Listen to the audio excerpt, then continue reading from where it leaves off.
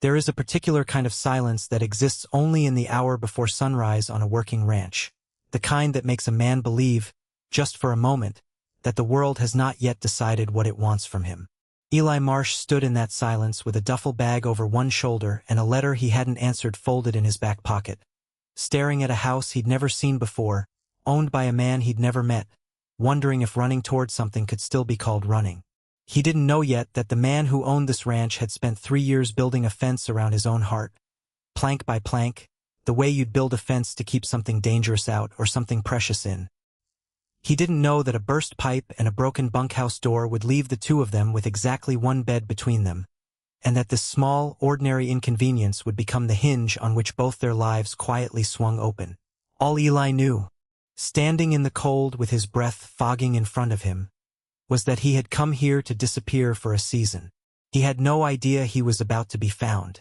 The bus dropped Eli Marsh at a Crossroads gas station 40 minutes outside of Hollow Creek, and from there he walked the last 3 miles because the man he'd been hired to work for hadn't answered his last 2 texts. He didn't mind the walking. Walking gave him time to not think about the life he'd left in the city. The engineering firm where he'd been, by every outward measure, thriving. The apartment he'd shared with Marissa, the fiancée he had loved sincerely and hurt badly, not through betrayal but through a truth he'd spent years not saying out loud even to himself. He had broken off the engagement 4 months ago. He still didn't have language gentle enough for what he'd done to her, or brave enough for what he'd finally admitted about himself. So when a college friend mentioned a rancher up near Hollow Creek looking for seasonal help, no experience required, room included, Eli had said yes before he'd let himself think about it. The ranch appeared at the top of a rise, weathered barns, a farmhouse with a wraparound porch, hills rolling gold and green toward mountains still capped in the last of spring snow. It was, Eli thought, the kind of place that didn't ask you who you used to be. He was wrong about that, but not yet. Colton Reyes was standing in the yard when Eli walked up, a tall man in his early 30s with sun-worn hands and the kind of stillness that came from a person who had trained himself not to need anyone. He looked at Eli the way he looked at weather, assessing, wary, already calculating what it might cost him. "You're late," Cole said. "You didn't answer your phone. Don't get much signal out here." Cole studied him another moment, taking in the city boots that weren't built for ranch mud, the soft hands that had never split a log. "You sure about this?" "No," Eli admitted, "but I'm here." Something almost like respect passed over Cole's face. He turned toward the barn without another word, and Eli understood that was as close to welcome as he was going to get. The trouble started with a storm. 3 days into Eli's stay, a late-season squall tore through the valley and split an old cottonwood clean through the middle of the bunkhouse roof. Insurance would take weeks. The hired hands who normally rotated through were sent to stay with relatives in town. Eli had nowhere else to go. "You'll take the guest room," Cole said, jaw tight, like the words cost him something. "Just not a big deal. It's temporary." It was not, strictly speaking, a guest room.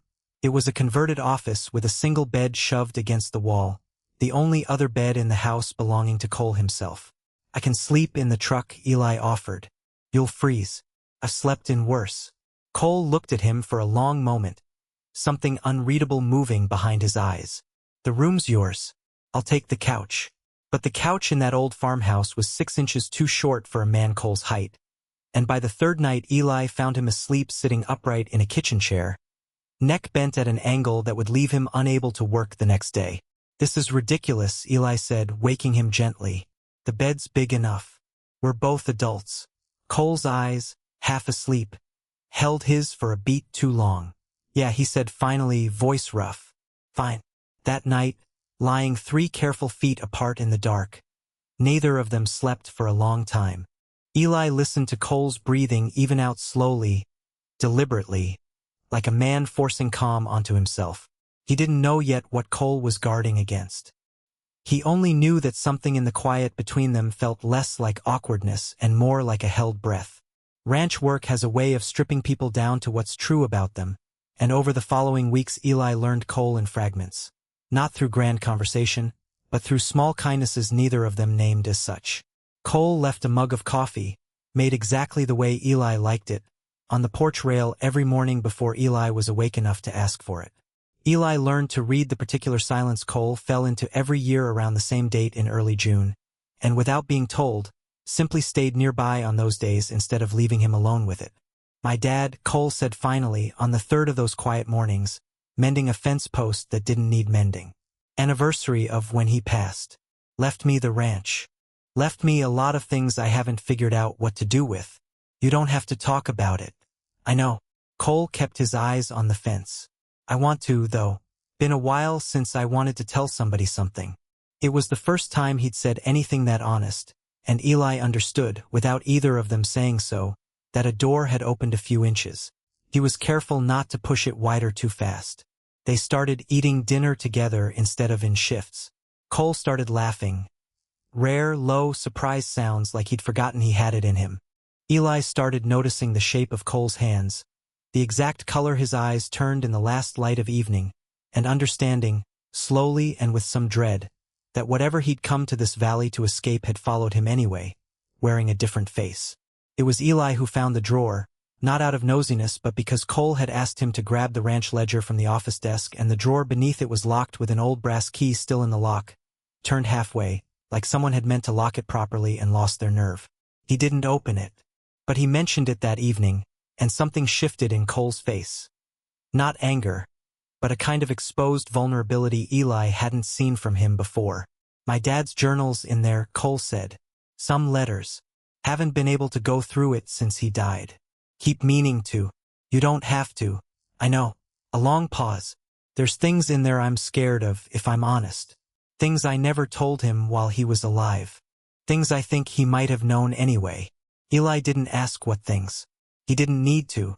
He recognized the particular shape of that fear, because he carried a version of it himself, the fear of being fully seen and found wanting. That night, for the first time, their hands brushed on the porch rail and neither of them pulled away. Neither of them said anything about it either.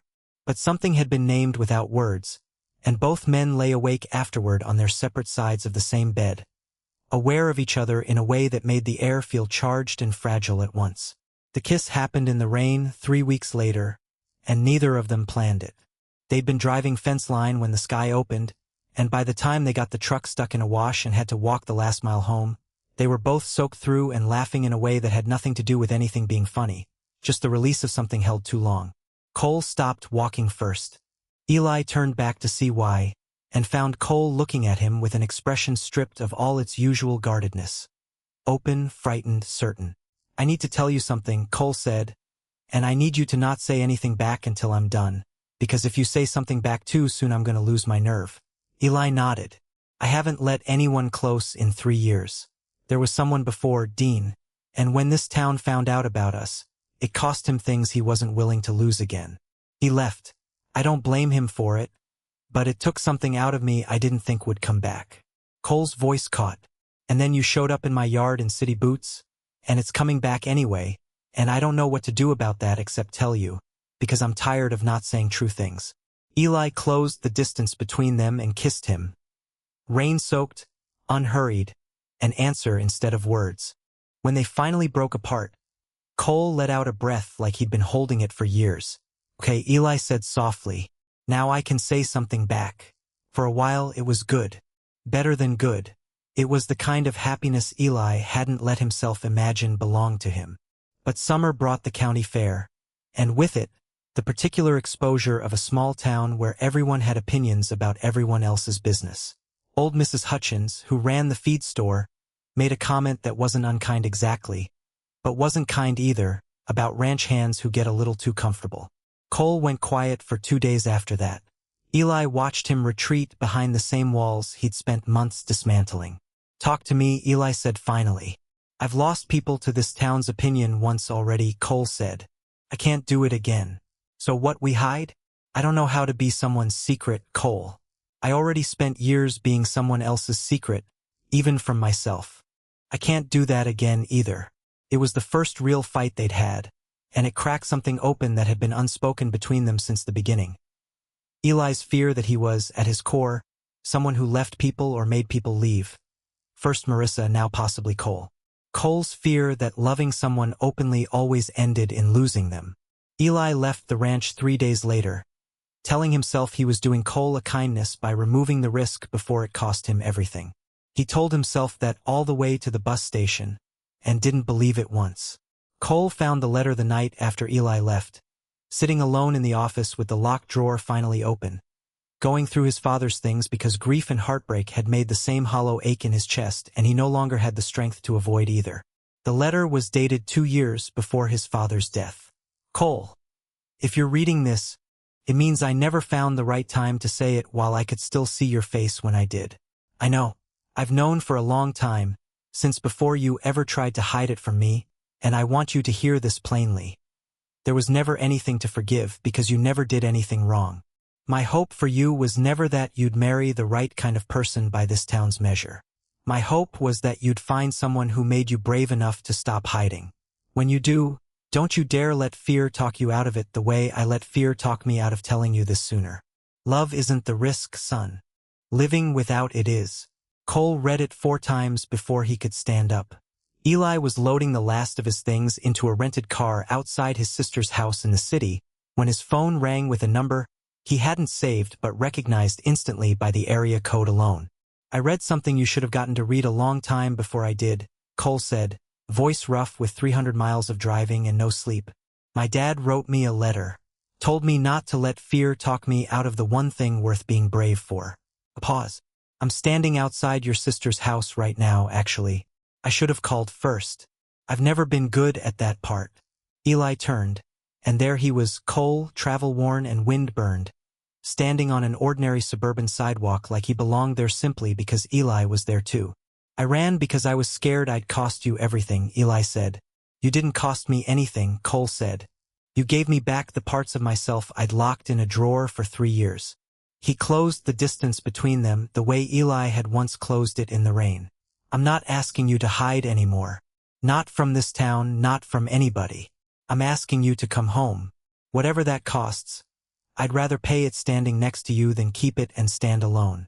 They drove back to Hollow Creek together the next morning, and if anyone in town had opinions about the two of them walking into the Harvest Festival that October holding hands in full daylight, Cole didn't lower his eyes once, and neither did Eli. That night, in the house where a burst pipe had once forced 2 careful strangers into a single bed, Eli lay with his head on Cole's chest and thought about how strange it was that the smallest inconveniences sometimes turned out to be the doors fate used, when it had run out of subtler ways to knock. Hey, Cole murmured into the dark. Glad you came to work on my ranch. Eli smiled against his chest. One bed changed everything. Yeah, Cole said, pulling him closer. It really did. 6 months is long enough for a valley to change its mind about 2 men holding hands in daylight, but not long enough for every wound to heal, and not long enough for the past to stop asking questions of the present. Eli Marsh had stopped flinching when neighbors waved at him and Cole in town. He had stopped rehearsing explanations he no longer owed anyone. What he hadn't stopped doing was waiting, quietly without meaning to, for the other shoe to drop, because in his experience, happiness this steady usually came with a bill attached. He didn't know that the bill was already in the mail, in the form of a phone call from a woman he hadn't spoken to in over a year. He didn't know that Cole was hiding a decision of his own, one that could either root them both permanently in this valley, or uproot everything they'd built. All he knew that autumn morning was that the coffee on the porch rail had gone cold before he remembered to drink it, because Cole had been staring at his phone for 11 minutes without saying a word. The call came on a Tuesday, while Eli was mucking out the horse stalls and trying not to think too hard about how much he'd started to love the smell of hay and cold morning air. Marissa. He stared at the name for 3 rings before answering. I wasn't sure you'd pick up, she said. Her voice was steady, careful, the voice of someone who had rehearsed this. Is everything okay? Everyone's fine. A breath. I've been in therapy the last year, working through some things, and your name kept coming up, and I realized I never actually said I forgive you. I said a lot of angry things when you left.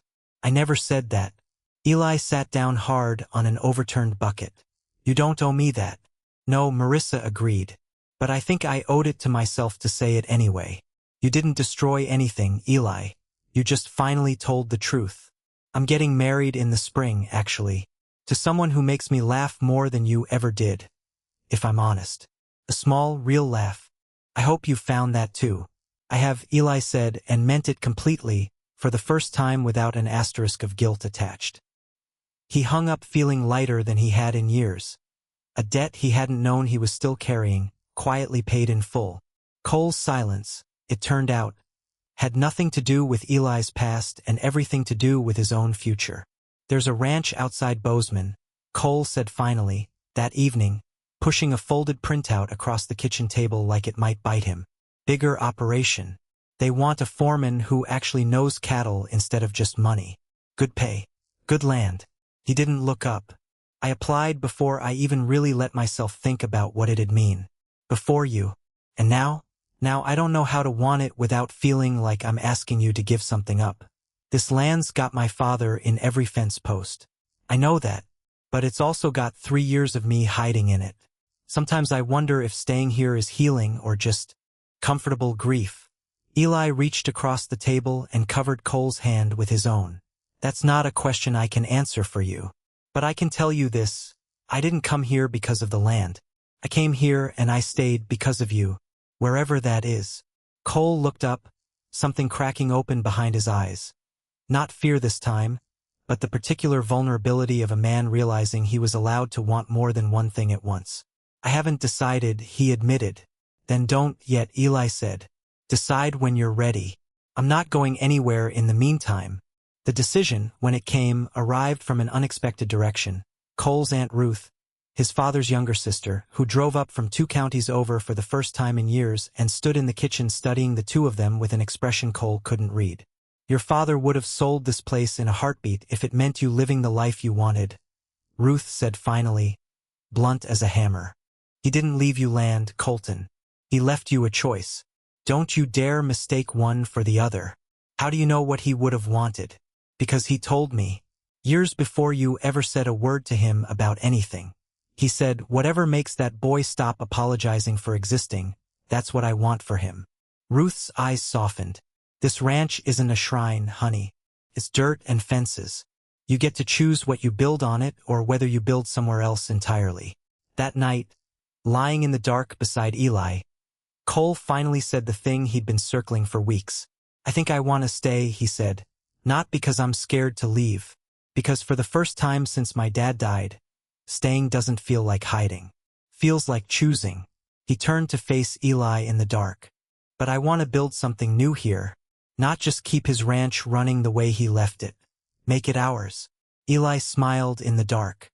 Then let's build it. They turned 12 acres of unused pasture into a small guest operation that spring. Cabins for city families wanting a taste of ranch life. A farm stand. A name over the gate that read Marshreya's Ranch in letters Cole had welded himself. It wasn't easy. There were still whispered opinions at the feed store.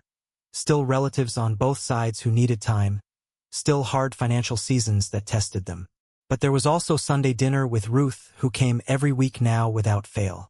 There was Marissa's wedding invitation, which Eli attended with Cole at his side, watching her marry someone who made her laugh, feeling nothing but genuine happiness.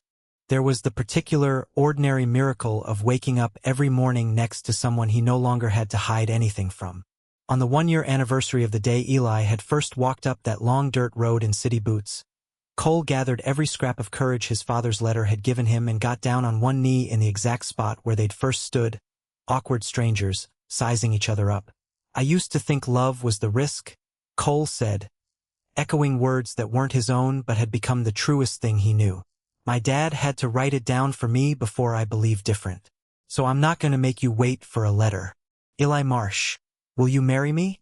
Eli laughed and cried and said yes before Cole had even finished lowering himself all the way to one knee.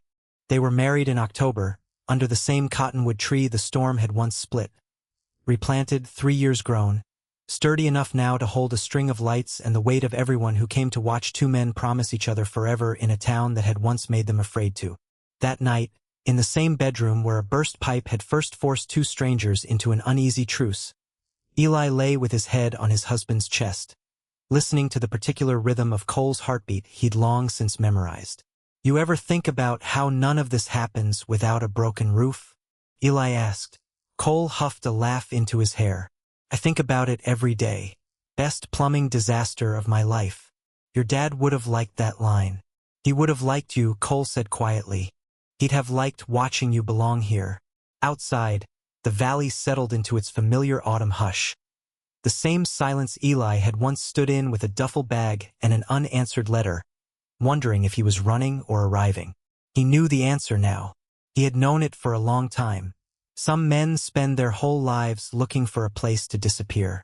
Eli Marsh had found, instead, the one place he never wanted to leave, and the one person who had never once needed him to be anyone other than exactly who he was.